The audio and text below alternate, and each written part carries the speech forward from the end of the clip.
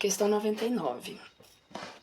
O fenômeno de transporte oferece uma particularidade muito singular. É que certos médios não obtêm senão em estado sonambúlico e isso se explica facilmente.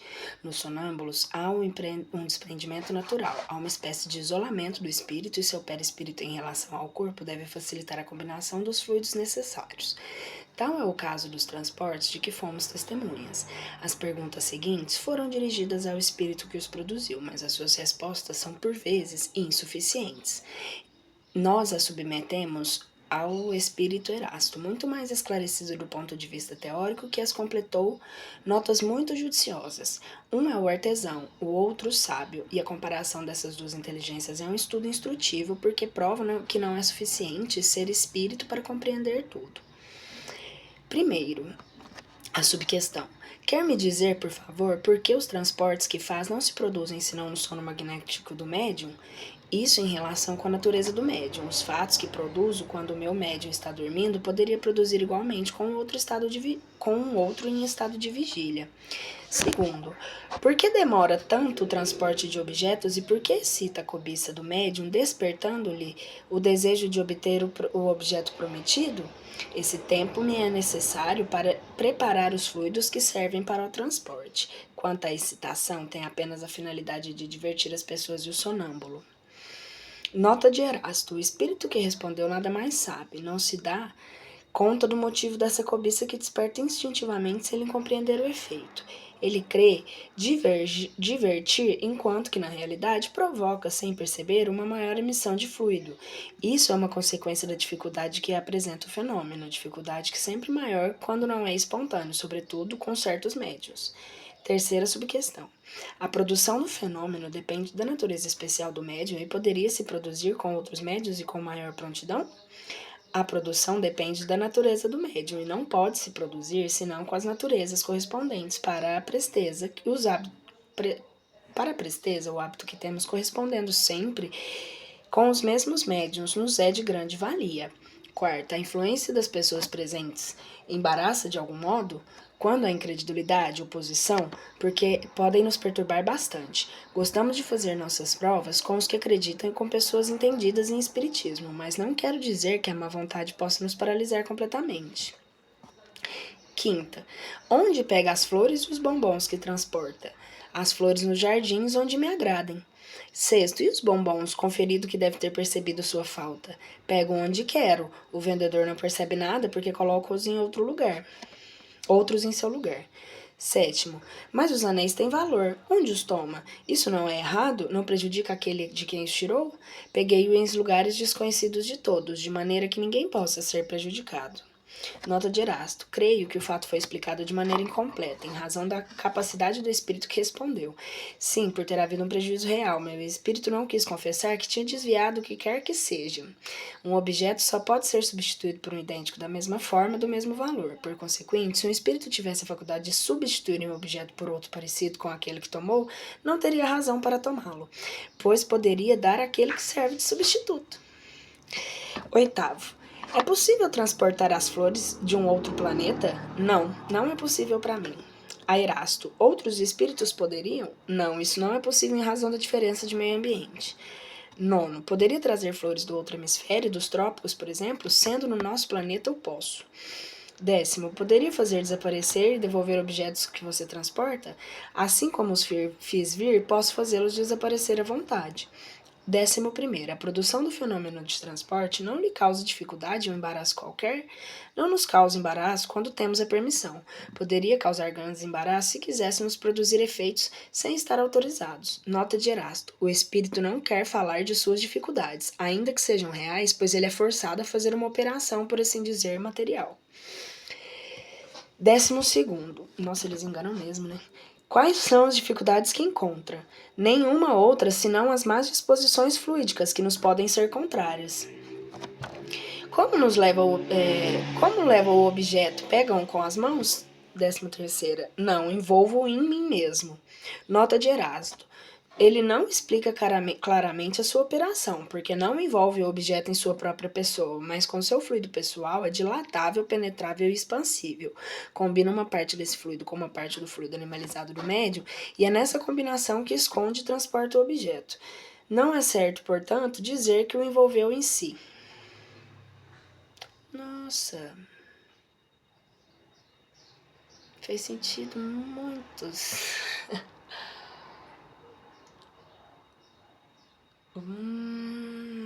Vamos voltar aqui. 14º. Adorei isso, saber disso. Transportaria com a mesma facilidade um objeto de peso considerável de 50 quilos, por exemplo? O peso não é nada para nós. Levamos flores porque isso é mais agradável que um peso volumoso. Nota de Erasto, certo, ele pode transportar 100 ou 200 quilos de objetos, porque a gravidade que existe para os vivos não existe para o espírito, mas ele ainda não se dá conta daquilo que se passa. A massa de fluidos combinados é proporcional à massa dos objetos. Em uma palavra, a força deve estar em razão da resistência, de onde se conclui que seu espírito não transporta senão uma flor ou um objeto leve, porque não encontra no médio ou em si mesmo elementos necessários para um esforço mais considerável. Então tem que haver um equilíbrio. Nossa, tudo calculado. 15º. Há algumas vezes, desaparição de objetos cuja causa é ignorada seria a obra de espíritos? Isso acontece frequentemente mais do que se possa pensar. Poderia ser remediado pedindo o seu espírito para trazer de volta o objeto desaparecido.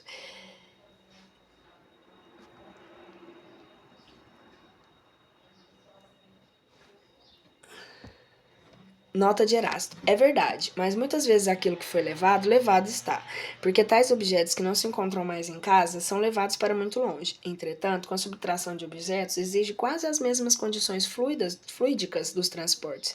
Não podem ter em lugar senão com a ajuda de médiuns dotados de faculdades especiais. Assim, quando alguma coisa desaparecer, há mais probabilidade de ser um descuido do que a ação dos espíritos. 16º. Há efeitos que se consideram como naturais e que são causados por certos espíritos? Seus dias estão cheios desses fatos que você não compreende, que nem sonhou com eles e que em um pouco de reflexão faria vê-los claramente.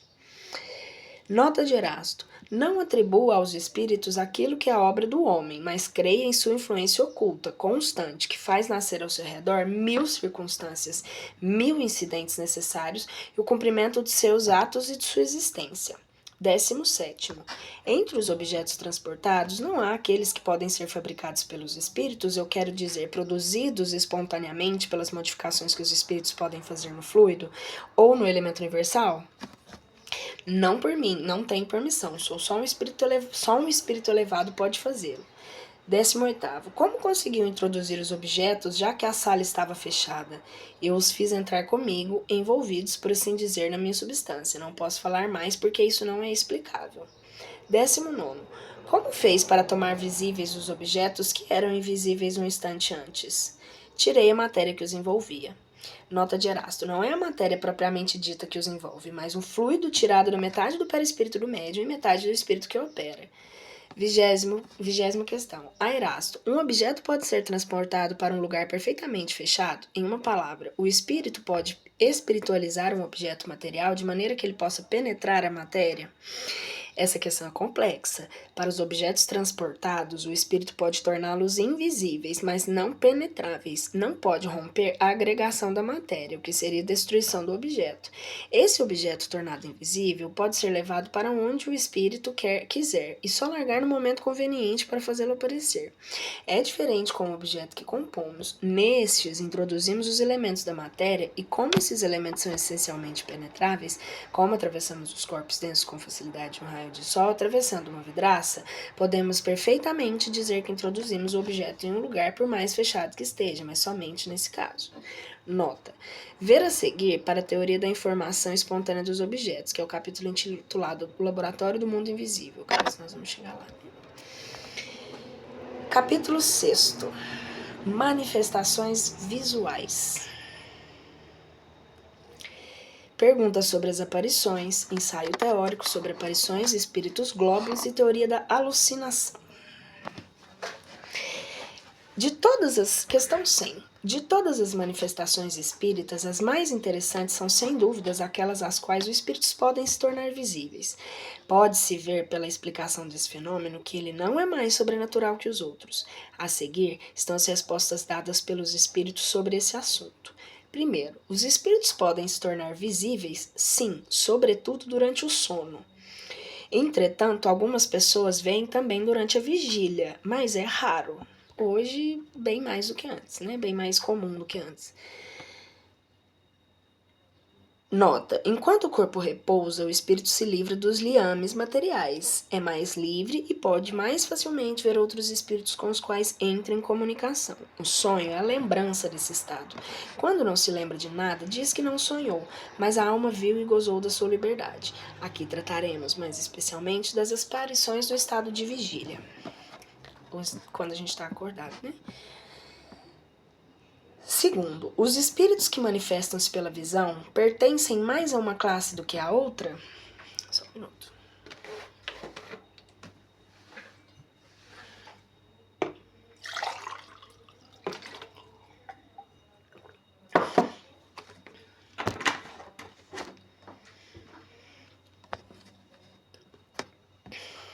Não, podem pertencer a todas as classes, das mais elevadas às mais inferiores.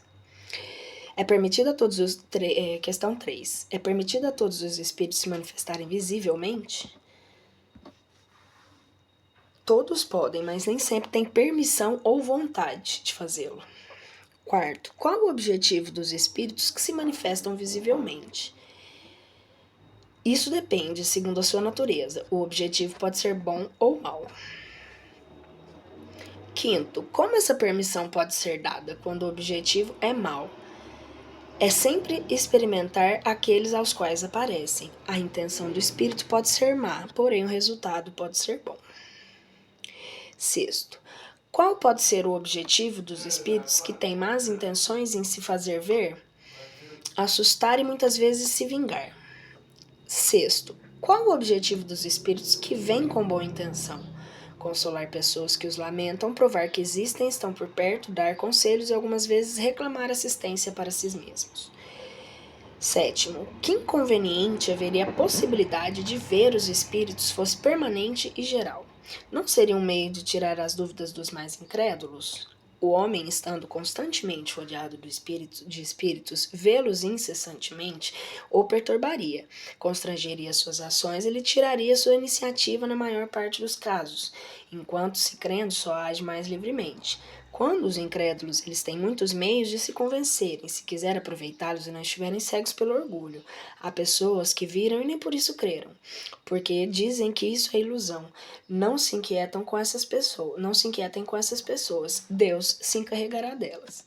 Nota: haveria tanto inconveniente em ver-se constantemente em presença de espíritos como ver o ar que nos rodeia, no qual milhares de animais microscópicos pulam em torno e sobre nós. Daí devemos concluir que o que Deus faz está bem feito e que Ele sabe melhor que nós o que nos convém.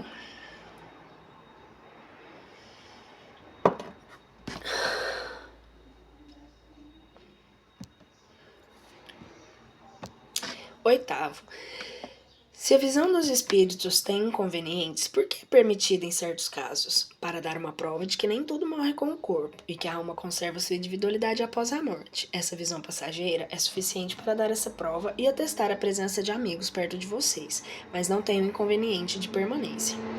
Nono, nos mundos mais avançados que o nosso, a visão dos espíritos é mais frequente. Quanto mais o homem se aproxima da natureza espiritual, mais facilmente entra em relação com os espíritos. É a grosseria do envoltório que nos torna mais difícil e mais rara a percepção dos corpos etéreos. Décimo, é racional se assustar com a aparição de um espírito? Aquele que reflete deve compreender que um espírito, seja qual for, é menos perigoso que um vivo. Os espíritos, aliás, estão em toda parte e não há necessidade de vê-los para saber que estão ao nosso lado. O espírito que quiser incomodar poderá fazê-lo sem se fazer ver. Com maior segurança. Ele não é perigoso porque é um espírito, mas pela influência que pode exercer sobre o pensamento, desviando do bem e empurrando para o mal.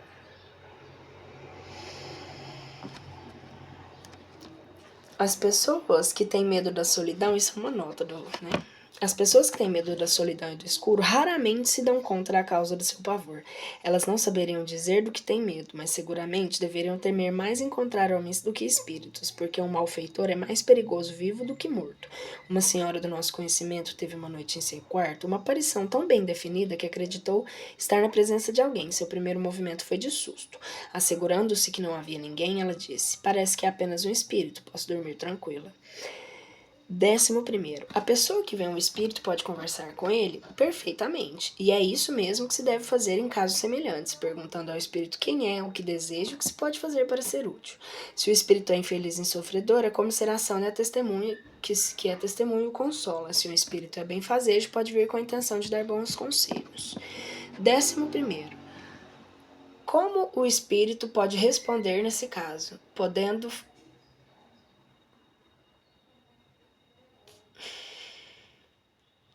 Gratidão. Como o espírito pode responder nesse caso? Pode fazê-los por sons articulados, como faria uma pessoa viva. O mais frequente é a transmissão de pensamentos. 12º. Os espíritos que aparecem com asas têm-nas realmente ou essas asas são uma aparência simbólica? Os espíritos não têm asas, não têm necessidade delas, pois podem se transportar para todo lugar como espíritos. Aparecem de modo a impressionar a pessoa que se mostram. Uns aparecem com roupas comuns, outros envolvidos em mantos, alguns com asas, como atributos de categoria de espíritos que representam. 13º. As pessoas que vemos em sonho são sempre as que aparentam ser? São quase sempre as mesmas que o vosso espírito vai encontrar ou que vêm ao nosso encontro. 14º. Os espíritos zombeteiros não poderiam tomar a aparência de pessoas que não são caras para induzir ao erro? Questão importante. Eles tomam a aparência fantasiosa só para se divertirem à custa de outros, mas há coisas que não lhe é permitido brincar. Então, às vezes, eles podem só assustar por zombaria mesmo, essas coisas, né? Mas tem coisa, então...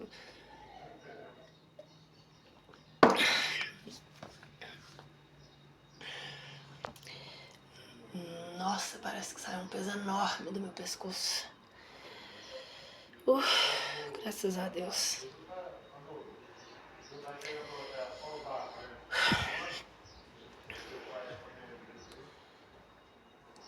15º. Sendo o pensamento uma espécie de evocação, compreende-se que provoquem a presença do espírito, mas como muitas vezes as pessoas em que mais se pensa, que se deseja ardentemente rever, não se apresente nunca em sonho, enquanto se vê em pessoas que nos são indiferentes e nas quais não se pensa nunca?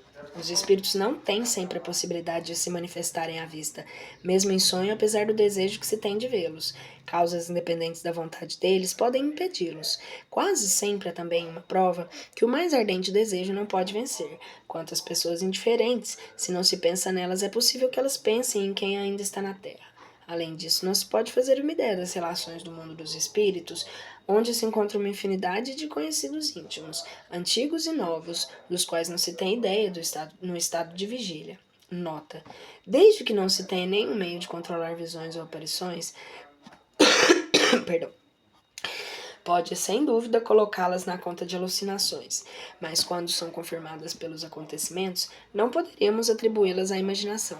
Tais são, por exemplo, as aparições no momento da morte, em sonho ou em estado de vigília, de pessoas em quem não pensamos e que por diversos sinais revelam circunstâncias inesperadas do seu falecimento. Já se viu muitas vezes cavalos empinarem, se recusarem a andar diante de aparições que assustavam aqueles que os conduziam. Se a imaginação é alguma coisa entre os homens, certamente nada é para os animais. Além disso, se as imagens que se vêem em sonho fossem sempre um efeito da preocupação da vigília, nada explicaria o fato tão frequente de nunca sonharmos com as coisas que mais pensamos. Faz sentido. 16º. Por que certas visões são mais frequentes nas doenças? Elas igualmente ocorrem no estado de perfeita saúde, mas na doença os laços materiais são relaxados e a fraqueza do corpo deixa mais liberado ao espírito, que entra mais facilmente em comunicação com outros espíritos.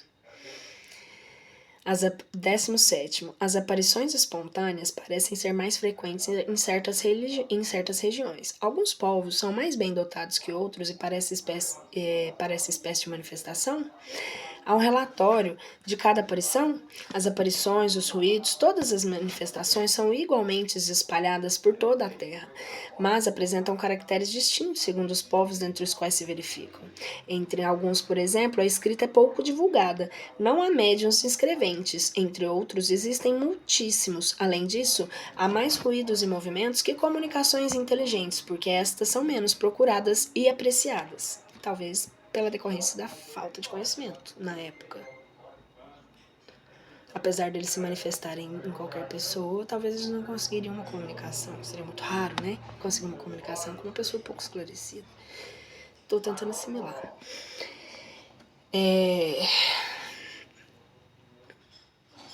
18º. Por que as aparições ocorrem à noite? Não seria um efeito do silêncio da obscuridade sob a imaginação? É pela mesma razão que se vêem as estrelas durante a noite e não durante o dia. A grande claridade pode apagar uma aparição delicada, mas é um erro pensar que a noite seja especial para isso. Perguntai a todos que já tiveram visões e verificareis que a maior parte ocorreu de dia. Nota: as aparições são muito mais frequentes e gerais do que se crê, mas muitas pessoas não revelam por meio do ridículo ou atribuírem à ilusão. Se são mais frequentes entre certos povos, é porque aí se conservam mais cuidadosamente as tradições verdadeiras ou falsas, quase sempre ampliadas pelo atrativo do maravilhoso que o aspecto da localidade se presta mais ou menos. A credulidade faz então ver efeitos sobrenaturais nos fenômenos mais comuns. O silêncio, a solidão, o escarpado das ravinas, o murmúrio das florestas, as rajadas de tempestade, o eco das montanhas, a forma fantástica das nuvens, as sombras das miragens. Enfim, tudo o que se presta à ilusão para a imaginação simples e ingênuas que contam boa fé daquilo que viram que pensam que viram. Mas ao lado da ficção, há a realidade que o estudo sério do espiritismo desvencilha de todos os acessórios ridículos da superstição. 19º. A visão dos espíritos se produz no estado normal ou só no estado estático?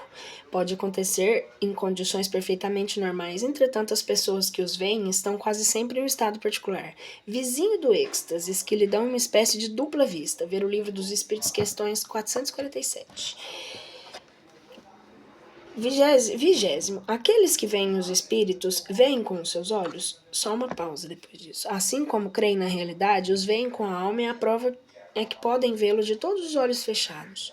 Assim que nós terminarmos a leitura dos livros, nós vamos começar a estudá-los mais esmiuçadamente. 22º. Não, 21º. Como o espírito pode se tornar visível? O princípio é o mesmo de todas as manifestações e está nas propriedades do perispírito, que pode sofrer diversas modificações à vontade do espírito.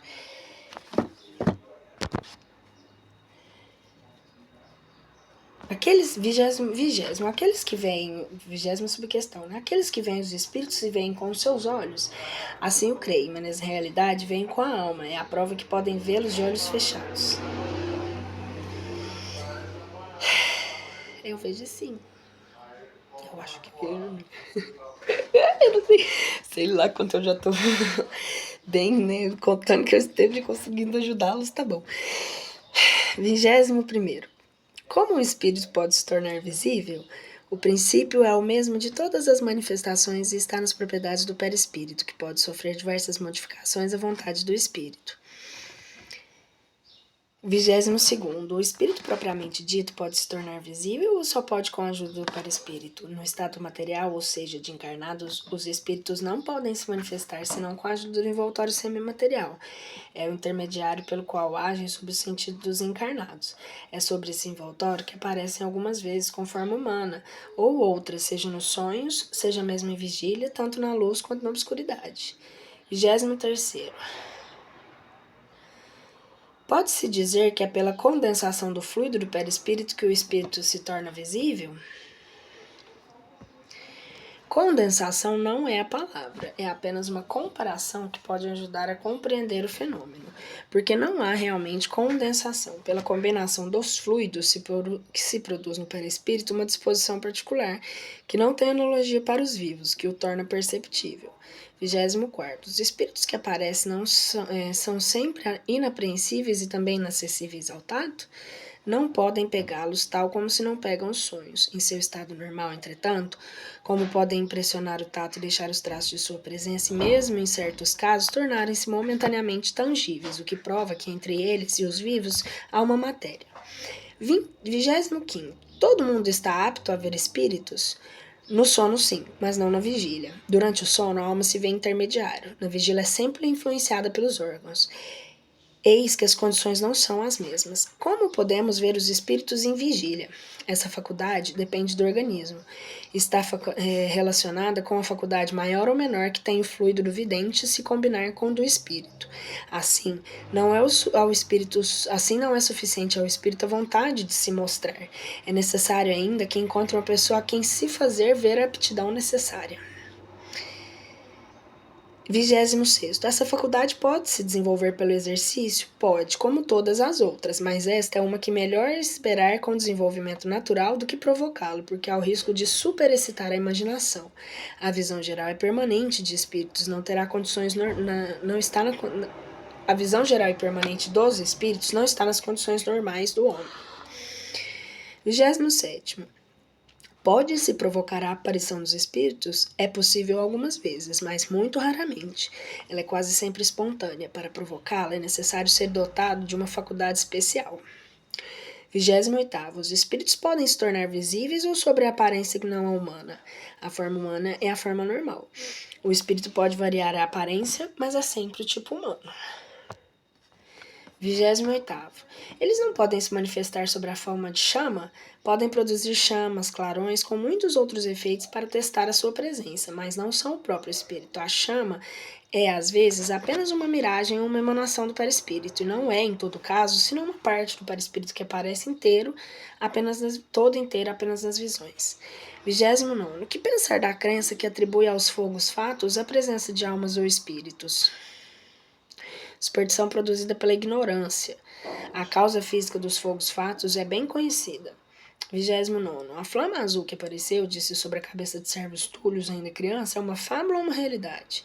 Era real e foi produzida por um espírito familiar para avisar a sua mãe. Essa mãe médium vidente tinha percebido uma irradiação do espírito protetor de seu filho. Todos os médiuns videntes não veem no mesmo grau, como os médiuns escreventes não escrevem todos a mesma coisa. Enquanto essa mãe viu apenas uma chama, outro poderia ter visto todo o espírito.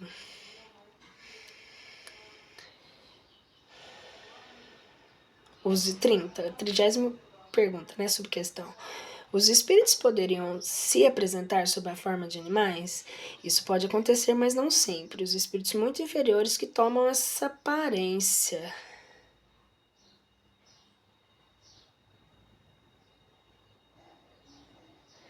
Não seria em todo caso, senão uma aparência momentânea. Seria absurdo crer que um animal verdadeiro pudesse ser a encarnação de um espírito.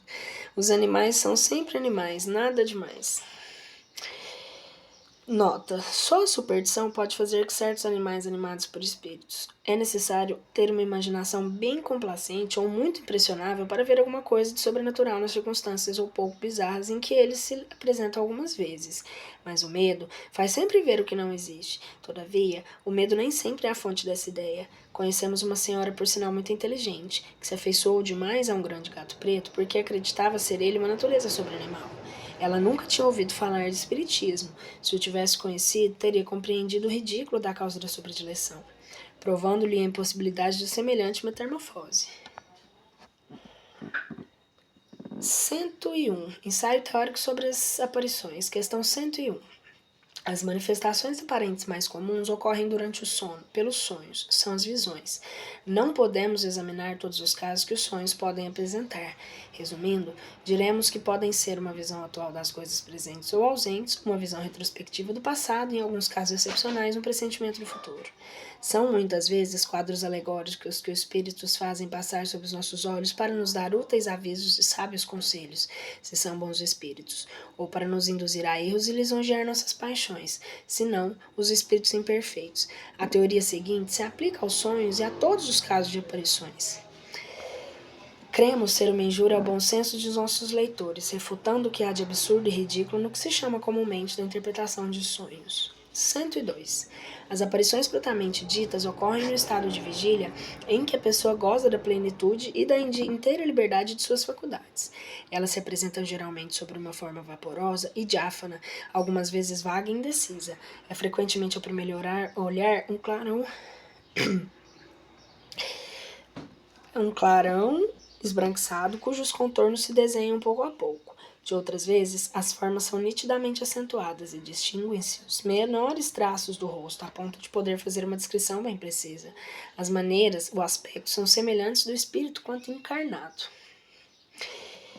Podendo tomar todas as aparências, o espírito apresenta-se sobre aquela que pode melhor fazê-lo reconhecer, se tal é seu desejo. Assim, se bem que como o espírito não tenha mais nenhuma enfermidade corporal, ele se mostrará acidentado, manco, corcunda, ferido, com cicatrizes, e se isso for necessário para sua identificação.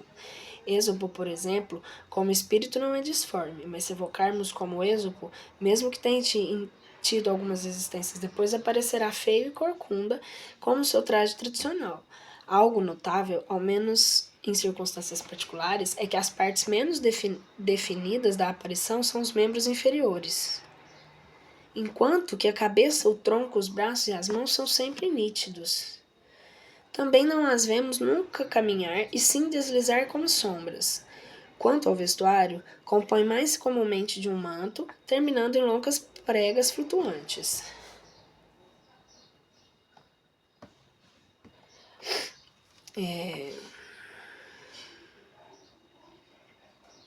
É assim como uma cabeleira ondulante e graciosa, a aparência de espíritos que nada conservaram das coisas terrestres.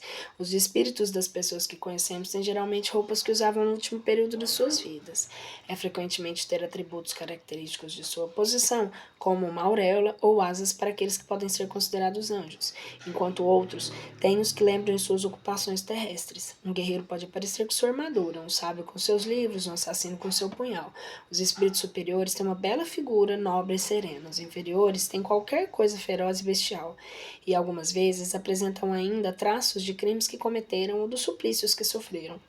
A questão das vestes de todos esses objetos acessórios é o que mais espanta. Voltaremos ao assunto num capítulo especial, porque ele se liga a outros fatos importantes. 103. Falamos que as aparições têm qualquer coisa de vaporoso. Em certos casos, pode-se compará-las a uma imagem refletida num espelho sem aço, que, por mau grado, sua nitidez não impede de se ver através dela os objetos que estão atrás. É assim que as distinguem os médios videntes. Elas a veem ir e entrar no apartamento ou sair de lá, circular entre a multidão de vivos, parecendo pelo menos para os espíritos comuns, tomar parte ativa em tudo que se faz ao seu redor, se interessar e escutar o que se diz. Com frequência aproximam-se de uma pessoa, sopram-lhe ideias, influenciam-na, consolam-na se são bons, zombam se são maus, mostram-se tristes ou contentes dos resultados que obtiveram. São, em uma palavra, a contraparte do mundo corporal. Tal é esse mundo oculto que nos rodeia, no meio qual vivemos sem perceber, como vivemos sem nos apercebermos no meio de miríades de seres microscópios. O microscópio revelou-nos um mundo dos infinitamente pequenos que não supunhamos existir. O Espiritismo, ajudado pelos médios videntes, nos revelou um mundo de espíritos, que também é uma das forças ativas da natureza. Com a ajuda de médios videntes, podemos estudar o mundo invisível, iniciar-nos em seus hábitos, como um povo de cegos poderia estudar o mundo visível com a sua ajuda, de alguns homens que gozam da faculdade da visão.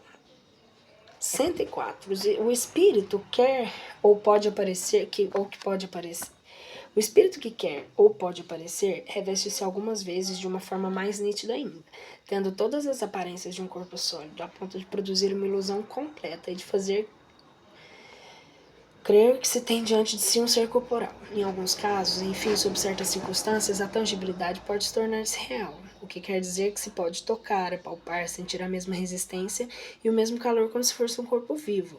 Isso não impede de desvanecer com a rapidez de um raio. Então não é pelos olhos que se consta sua presença, mas pelo toque. Pode-se atribuir à ilusão uma espécie de fascinação à aparição simplesmente visual, mas a dúvida não é permitida quando se pode segurar, palpar, quando ela própria nos segura e aperta. Os casos de aparições tangíveis são os mais raros, mas aqueles que ocorreram nesses últimos tempos pela influência de alguns médios poderosos e que tem toda a autenticidade de testemunhos irrecusáveis, provam e explicam aqueles a história que relata a respeito de pessoas que se mostraram depois de sua morte, com todas as aparências de realidade. De resto, como falamos, por extraordinários que sejam esses fenômenos, todo o maravilhoso desaparece, quando se conhece a maneira como se produzem o que se compreende longe de serem uma derrogação das leis naturais, são apenas nova aplicação dessas mesmas leis.